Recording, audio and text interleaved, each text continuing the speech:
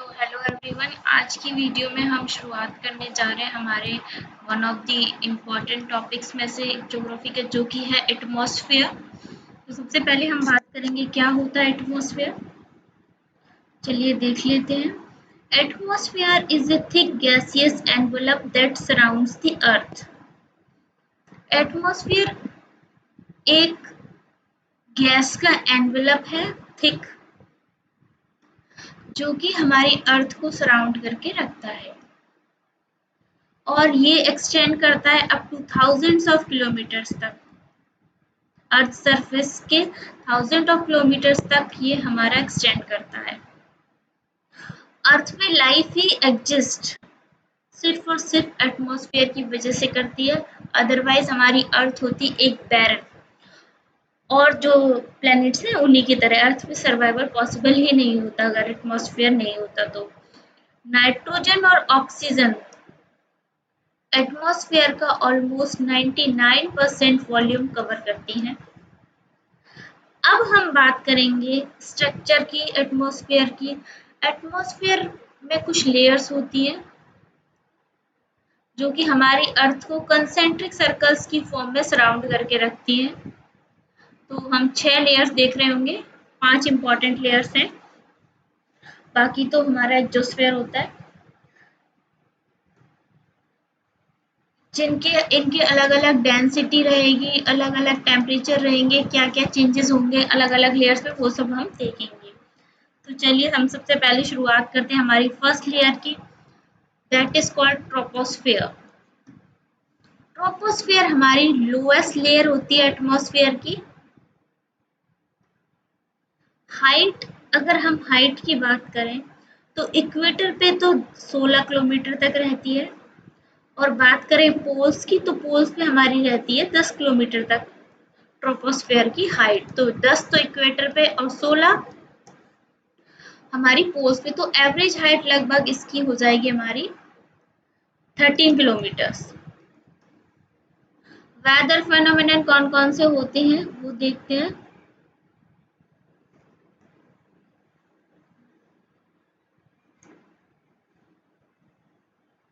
Troposphere पे तो all weather phenomenon are confined to troposphere. सारे की सारे वेदर फेनोमेनन जैसे कि फॉग, क्लाउड का फॉर्मेशन, फ्रॉस्ट, रेनफॉल या फिर चाहे हो स्टॉर्म, सारे के सारे जो वेदर फेनोमेनन्स हैं वो हमारे किस लेयर पे होते हैं, एटमॉस्फेयर की पे, ट्रोपोस्फेयर पर ही होते हैं। और जो हमारा जैसे जैसे हाइट बढ़ती जाएगी ट्रोपोस्फेयर में, जैसे जैसे हम ऊपर जाते जाएंगे वैसे वैसे हमारा टेम्परेचर डिक्रीज होता जाएगा। जैसे जैसे हाइट बढ़ेगी वैसे वैसे टेम्परेचर डिक्रीज होता है ट्रोपोस्फेयर में। और 1000 मीटर पे कितना टेम्परेचर डिक्रीज हो जाता है, 6.5 डिग्री टेम्परेचर डिक्रीज हो जाता है, और इसी को हम बोलते हैं लैप्स रेट। फिर हम देखते हैं ट्रोपोपॉज की लिमिट क्या होती है। Upper limit of the troposphere is called the tropopause which is about 1.5 kilometre. जैसे हम हाइट बढ़ाते जा रहे हैं, हाइट बढ़ाते जा रहे हैं, अगर हम पोल्स पर हैं, हम पहुंच गए 8.5 किलोमीटर तक, उसके बाद जो 1.5 किलोमीटर का रीजन होगा वो हमारा कहलाएगा ट्रोपोपॉज। सिमिलरली इक्वेटर पे है तब हम हाइट पे बढ़ रहे हैं, तो जो हमारा 14.5 किलोमीटर के बाद जो रीजन होगा वो कहलाएगा हमारा ट्रोपोपॉज। तो जो लास्ट के 1.5 किलोमीटर है उसको एरिया को हम बोलते हैं ट्रोपोपॉज। अब दूसरी लेयर की बात करें, दूसरी लेयर है हमारी स्ट्रेटोस्फेयर। स्ट्रेटोस्फेयर में अब हम सबसे पहले देखते हैं वेदर कैसा रहता है स्ट्रेटोस्फेयर में। Stratosphere is more or less devoid of major weather phenomenon, but there is circulation of feeble winds, cirrus clouds in the lower stratosphere.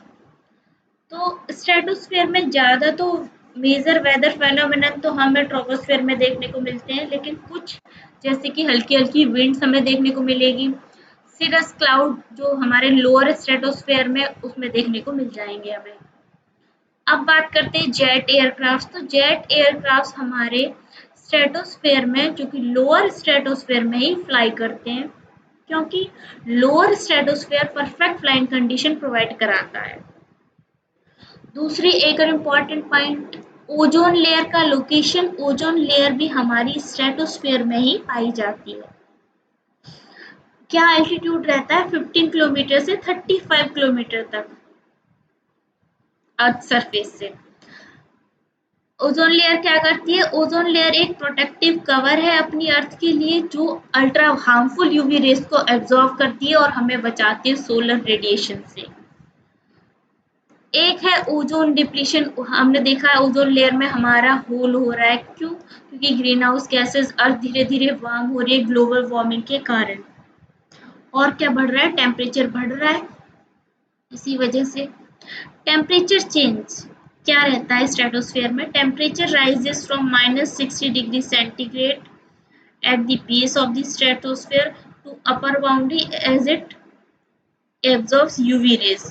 तो स्ट्रेटोस्फेयर में क्या होता है कि टेम्परेचर बढ़ता है हाइट के, जैसे जैसे हाइट बढ़ती है स्ट्रेटोस्फेयर में, हाइट बढ़ेगी टेम्परेचर भी बढ़ेगा, क्योंकि -60 डिग्री सेंटीग्रेड रहता है। क्यों बढ़ता है? क्योंकि जो यूवी रेज रहती है हार्मफुल, वो काफी हॉट वेव्स रहती हैं, उसको एब्जॉर्ब करता है स्ट्रेटोस्फेयर, इसकी वजह से वहाँ का टेम्परेचर बढ़ता है। और जो अपर लिमिट है स्ट्रेटोस्फेयर की, उसको क्या बोलते हैं? स्ट्रेटोपॉज। नेक्स्ट हम देखते हैं मीजोस्फेयर। मीजोस्फेयर भी एक लेयर होती है एटमॉस्फेयर की। इसकी हाइट लगभग रहती है 50 से 90 किलोमीटर तक। और टेम्परेचर यहाँ पे घटता है। हाइट जैसे जैसे हाइट बढ़ती है, हाइट बढ़ेगी, टेम्परेचर घटेगा। और मिनिमम टेम्परेचर -80 डिग्री सेंटीग्रेड देखने को मिलता है, जबकि ट्रोपोस्फेयर में -60 तक चला जाता है, क्योंकि -60 से ही तो स्ट्रेटोस्फेयर में टेम्परेचर इंक्रीज होता है। और इसका एल्टीट्यूड हमारा रहता है 80 से 90 किलोमीटर तक, और इसकी अपर लिमिट को बोलते हैं मीजोपॉज। और जो हमारे मीटियोर्स वगैरह हैं, वो भी हमारे मीजोस्फेयर में ही आके जो ब्लास्ट होते हैं, वाइट वाइट एनर्जी दिखती है हमें, वो मीजोस्फेयर में ही ब्लास्ट होते हैं वो। फिर हम बात करें थर्मोस्फेयर की। थर्मोस्फेयर की रेंज होती है हमारी 80 किलोमीटर से 640 kilometre above the earth surface. Temperature variation क्या देखने को मिलते हैं? टेम्परेचर बढ़ता है रैपिडली, हाइट के साथ साथ टेम्परेचर बढ़ेगा, हाइट भी बढ़ेगी, हाइट बढ़ेगी, टेम्परेचर भी बढ़ेगा। इसका दूसरा नेम भी है थर्मोस्फेयर का, दैट इज कॉल्ड आयनोस्फेयर, क्योंकि यहाँ पे आयंस पाए जाते हैं काफी सारे। लेयर्स की अगर हम बात करें थर्मोस्फेयर के लेयर्स की, तो वो होती है D layer, E layer, F layer and G layer. 4 तरीके की लेयर हमें देखने को मिलती है, D, E, F, G. Electric charge यहाँ पे लिखने को मिलता है, क्योंकि ये आयनोस्फेयर है तो आयंस होंगे। तो ये आयंस होंगे तो ये लेयर कैसी होगी? ये लेयर होती है हमारी इलेक्ट्रिकली चार्ज लेयर। ये लेयर किस तरीके से प्रोड्यूस होती है, क्यों प्रोड्यूस होती है? This layer is produce due to the interaction of solar radiation and the chemicals present, thus disappears with the sunset। ये लेयर जब जो हमारा सोलर रेडिएशन आता है, और जो उस लेयर में जो केमिकल्स प्रेजेंट है, उनके इंटरेक्शन से आयंस और इलेक्ट्रिक चार्ज का फॉर्मेशन होता है, और तभी ये लेयर क्रिएट होती है। रेडियो वेव्स का रिफ्लेक्शन देखें तो radio waves transmitted from earth are reflected back to the earth by these layers. Radio waves का रिफ्लेक्शन ये लेयर करती है थर्मोस्फेयर। और हमारी लास्ट लेयर जो होती है दैट इज कॉल्ड एक्सोस्फेयर। ये हमारी अपर मोस्ट लेयर होती है एटमॉस्फेयर की, जो कि आयनोस्फेयर के बाद आती है। टेम्परेचर यहाँ पे डेंसिटी काफी लो रहती है, और टेम्परेचर हमारा 556 डिग्री सेंटीग्रेड तक रहता है, और यही लेयर हमारी आउटर स्पेस के साथ जाके मर्ज हो जाती है। अब कुछ और आयनोस्फेयर के बारे में हमें कुछ और पॉइंट देख लेते हैं।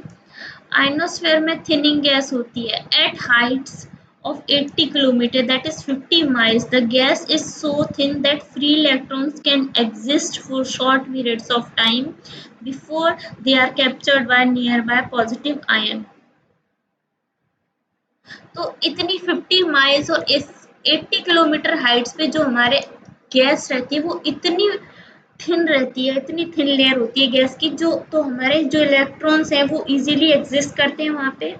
जब तक एग्जिस्ट करते हैं जब तक उनको कोई पॉजिटिव आयन कैप्चर नहीं कर लेता, इसलिए थिनिंग गैस देखते हैं वहाँ पे हम। आयनोस्फेयर के characteristic, this portion of the atmosphere is ionised and contains plasma. ये जो पोर्शन है हमारा एटमॉस्फेयर का, ये क्या रहता है, आयनाइज रहता है, और इसमें क्या हमें देखने को मिलता है, प्लाज्मा देखने को मिलता है। Solar radiation effects, the UV rays, X-rays and shorter wavelengths of solar radiation ionizes the atmosphere. तो कौन कौन सी रेज आयनाइज करती है एटमॉस्फेयर को, तो अल्ट्रावायलेट रेज, एक्स रेज, और जो जिन की जो वेवलेंथ शॉर्ट होती है जिन रेज की, वो एटमॉस्फेयर को आयनाइज कर देती है, दैट इज आयनोस्फेयर बना देती है। Region break down, the ionosphere is break down into, हमने देखा था DEFG 4 लेयर्स में हमने देखा था थर्मोस्फेयर का क्लासिफिकेशन, और आयनोस्फेयर का DEF के अंदर है। अब हम देख चुके हैं यहाँ पे, इधर स्पेस है, यहाँ देख लो, यहाँ पे हमने देखा था हमारे पास सबसे पहले आया हमारे पास ट्रोपोस्फेयर, फिर हमने देखा ट्रोपोस्फेयर के बाद हमारे पास आया स्ट्रेटोस्फेयर, स्ट्रेटोस्फेयर के बाद हमने देखा क्या, मीजोस्फेयर, मीजोस्फेयर के बाद हमने देखा थर्मोस्फेयर, थर्मोस्फेयर में हमने देखा था आयनोस्फेयर, फिर हमने देखा था एक्सोस्फेयर। तो हमने देखा था कि ट्रोपोस्फेयर में तो जैसे जैसे हाइट बढ़ती है टेम्परेचर क्या होता है, डिक्रीज हो जाता है, लेकिन स्ट्रेटोस्फेयर में उल्टा होता है, जैसे जैसे हाइट बढ़ेगी टेम्परेचर भी बढ़ेगा हमारा। मीजोस्फेयर में फिर से उल्टा होने लगता है, क्योंकि मीजोस्फेयर में हाइट बढ़ेगी टेम्परेचर घट जाता है, काफी लो चला जाता है, लेकिन क्योंकि आयंस फिर यूवी रेज आ जाती हैं, तो आयनोस्फेयर और थर्मोस्फेयर में हाइट के साथ साथ टेम्परेचर भी घटता है। फिर हमारे पास लास्ट की लेयर आ जाती है एक्सोस्फेयर, जो कि आउटर स्पेस से कवर करती है हमारे एटमॉस्फेयर को। तो this was all about atmosphere, जो जो इम्पोर्टेंट पॉइंट्स थे वो सब हम इसमें देख चुके हैं। थैंक यू, मिलते हैं नेक्स्ट वीडियो में। Till then subscribe.